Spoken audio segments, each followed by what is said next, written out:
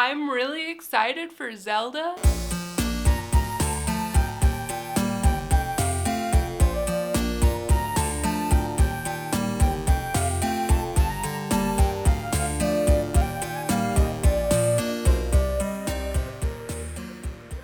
So, I know it's been a while, but there's a reason behind that. I bet you can guess. Yeah, Tears of the Kingdom came out not too long ago. If you don't know this about me already, I love Zelda. It is my favorite franchise. I don't get addicted to games very often, but when I do, I'm really happy about it. While I was preparing for Tears of the Kingdom to come out, I actually sculpted a bunch of stuff from Breath of the Wild, mainly things that I thought would translate the best to keychains and earrings. So I picked out some chuchus and bokoblins, and I decided to do keychains, earrings, and console charms of them all, just to kind of challenge myself to see how big I can make them, how little I can make them. So I really love how these chuchus turn out. Like I said, I also made earrings, and then I also made bokoblin heads. I decided not to make the whole body. I think I would like to do the bodies in the future and maybe make it like a desk pal. Bokoblin heads of keychains, earrings, like I said, and console charms. And I just really love how everything turned out. So I was having a blast doing that before Tears of the Kingdom came out. And after Tears of the Kingdom came out, I noticed a lot of bomb flowers in that game. I also never made a keycap before. I got this great idea to turn the bomb flower into a keycap so it kind of looks like a piece of the cave. I think this turned out really good. It fits on the keyboard. I had to make like 3 versions of it to get it right to fit on the keyboard, but it was worth it. I love the detailing of the top. It was kind of hard to get like the little spindly kind of wiry stuff at the top. It's pretty hard to make like really micro pieces, and then you also have to think about how to make it sturdy enough that people can press in the keyboard. But I think resin kind of saves all of that a little bit. I think the resin kind of solidifies it, and then you can use it as an actual keyboard cap. Especially if you put it on like the escape key or something, you're not going to be smashing that button all the time. Another thing that was really fun to make were these Sheikah earrings, and I did Sheikah and Yiga. So these are kind of like the Sheikah slate from Breath of the Wild. These are like Sheikah clan earrings, and then we have the Yiga clan earrings, because I was like, man, the Yiga are pretty cool. It was my second time doing flat earrings like that. I cut out the shape, sand it, I refresh it with paint, draw on it with Posca pens, and then resin them. So those do take a little bit of time, but I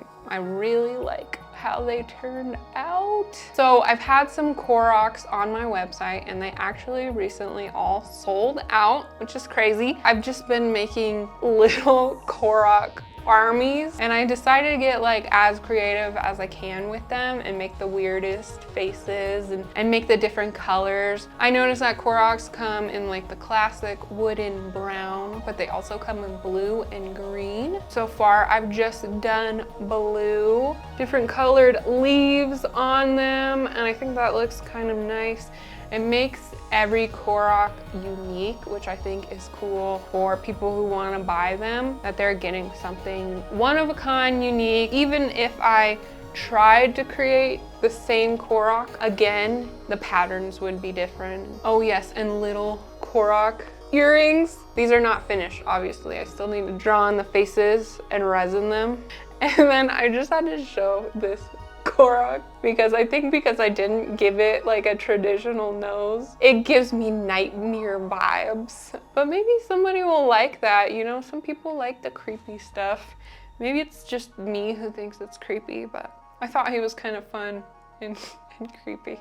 I've been having so much fun sculpting Zelda stuff, and there's still a bunch of enemies I want to do. There's just a lot of different things I want to do. I want to do pins, and it would be fun to do a wine stopper. I don't know if anybody would want a Zelda wine stopper, but I would, so there's got to be somebody else out there who would. The other thing that doesn't really have to relate with Zelda, but more of the clay creations, is just like I feel like I can sculpt not everything, but just about anything, or I should say I have a lot of ideas on what I want to sculpt and I just don't know how to do them all. I have been getting commissions a lot lately, so I thank you guys for giving me commissions so I can think outside of the box and do things that I probably wouldn't have time to sculpt or even think to sculpt. There's definitely a lot more video game stuff in specific I want to sculpt,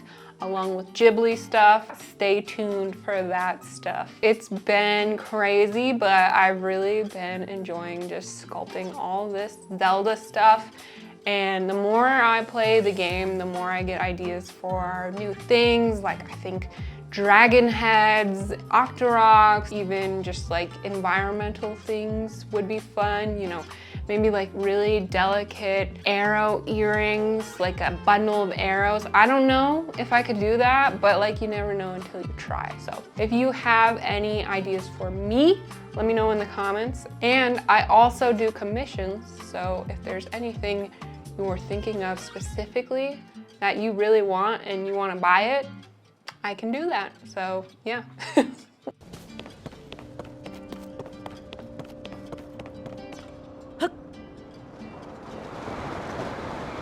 So let's talk about Tears of the Kingdom. And don't worry, I won't spoil anything. Initially, I was super excited when you start in the sky and you're on the sky island. I was a little worried that it was just going to be like Breath of the Wild with kind of a new skin. But I will say that after I played more and kind of found out more discoveries, things that changed in the game, the way they made the game different with the new abilities, I was like, okay, Nintendo, I see you. I like it. I can say confidently now that I'm really enjoying Tears of the Kingdom. It is probably my top favorite Zelda game right now. I think Breath of the Wild and Tears of the Kingdom are in one category. 3D Zeldas are in another. 2D Zeldas are in another. So that's kind of how I categorize the game. So it's hard to compare like a traditional 3D Zelda to a 2D Zelda to Breath of the Wild to Tears of the Kingdom. I'm really liking it. I'm really enjoying it. I'm going to try and get at least 200 plus hours out of it like I got out of Breath of the Wild. Hopefully more.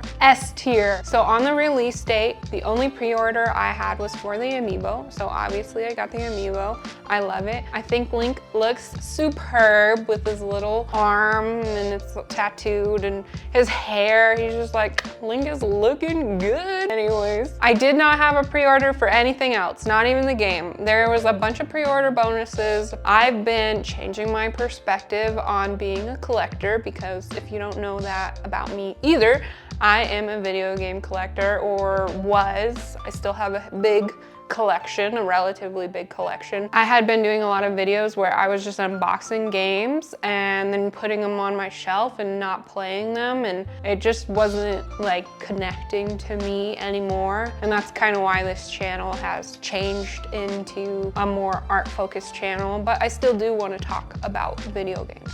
I have chilled out on being a collector, except for Zelda this time. Deep down in my heart, I knew that I really wanted everything special that came out with Zelda. The morning of the release date, we went to like 3 stores and we could not find a collector's edition, which I really wanted, or a pro controller, which I wanted the pro controller more than the collector's edition. So we ended up just picking up the game. I played the crap out of that game, and then I just could not get the controller out of my head. I am in these 2 Facebook groups about gaming in Colorado, and someone had posted that there was a pro controller at one of these Walmarts. And I went to the first Walmart, no luck. As I was driving home, I turned around, I went to the other Walmart, I'm walking in the store, I'm feeling discouraged, and there was a beautiful pro controller, a Zelda pro controller. I got it. I was so happy when I found that, and I kind of like chilled out because I get like stupid anxiety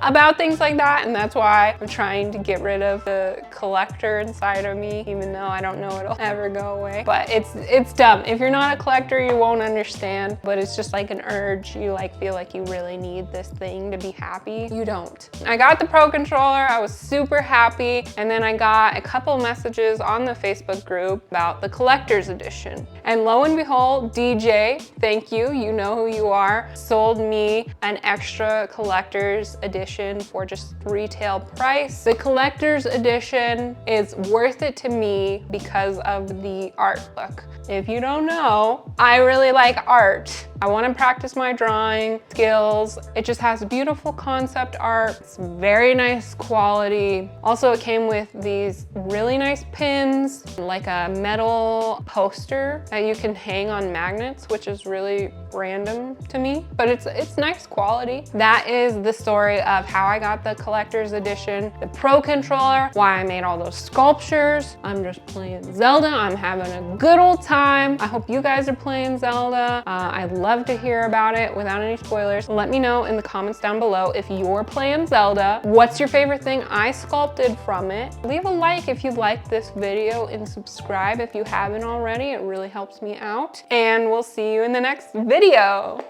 Bye.